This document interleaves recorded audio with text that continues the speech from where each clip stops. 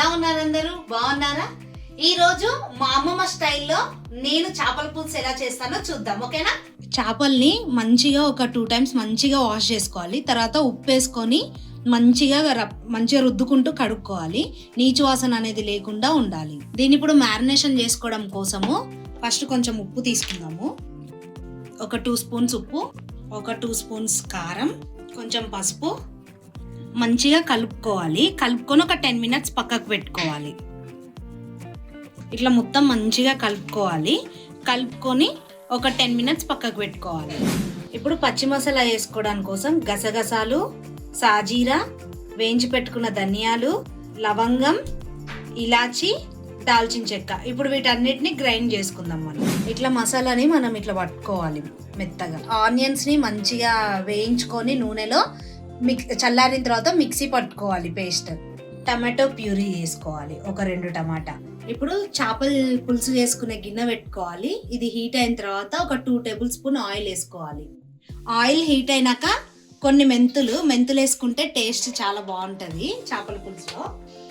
కొంచెం జీలకర్ర, తర్వాత ఒక 2 పచ్చిమిర్చి ఇట్లా చీల్కొని వేసుకోవాలి. పచ్చిమిర్చి, ఒక ఆనియన్. కొంచెం ఇలా ఫ్రై అయిన తర్వాత ఆనియన్ పేస్ట్ యాడ్ చేసుకోవాలి.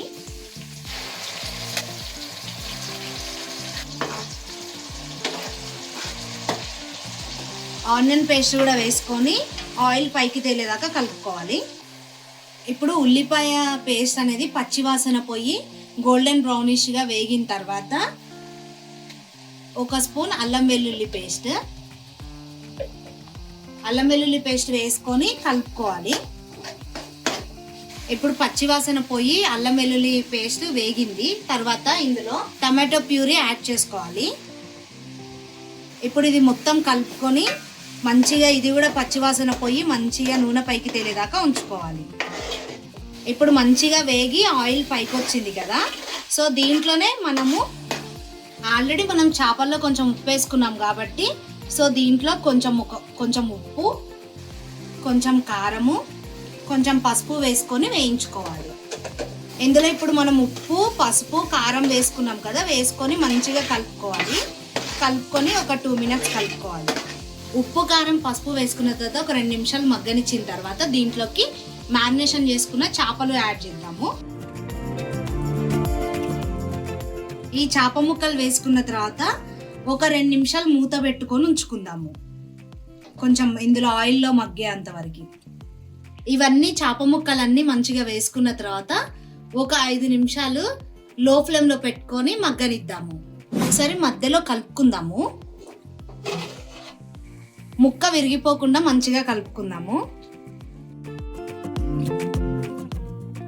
చింతపండు నానబెట్టుకోవడం చూపించడం మర్చిపోయాను. ఒక పెద్ద నిమ్మకాయ సైజు చింతపండు తీసుకొని నానబెట్టుకోవాలి. ఇప్పుడు ఈ నానబెట్టుకున్న దాన్ని గుజ్జుని ఇందులో యాడ్ చేసుకుందాము.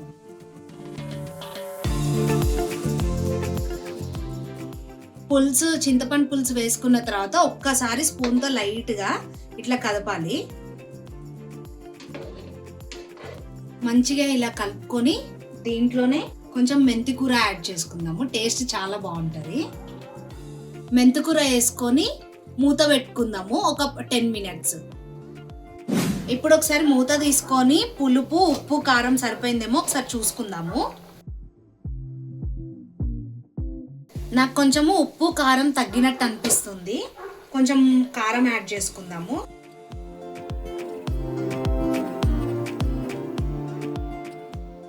ఇప్పుడు మనము టేస్ట్కి సరిపడా ఉప్పు, కారం అనేది మళ్ళీ యాడ్ చేసుకున్నాం కదా, దీంట్లోనే ఇందాక మనం గ్రైండ్ చేసి పట్టుకున్న మసాలా యాడ్ చేసుకుందాము. మసాలా యాడ్ చేసుకున్న తర్వాత దీంట్లోనే కొత్తిమీర కూడా యాడ్ చేసుకోవాలి.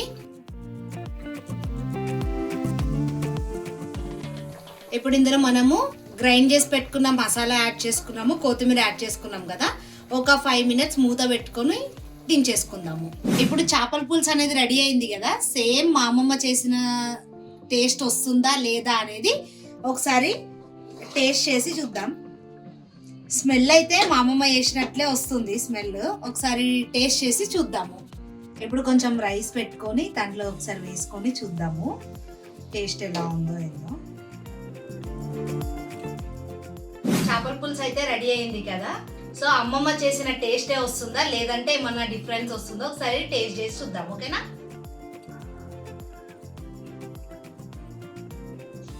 టేస్ట్ అయితే సేమ్ మా అమ్మమ్మ చేసినట్టే వచ్చింది.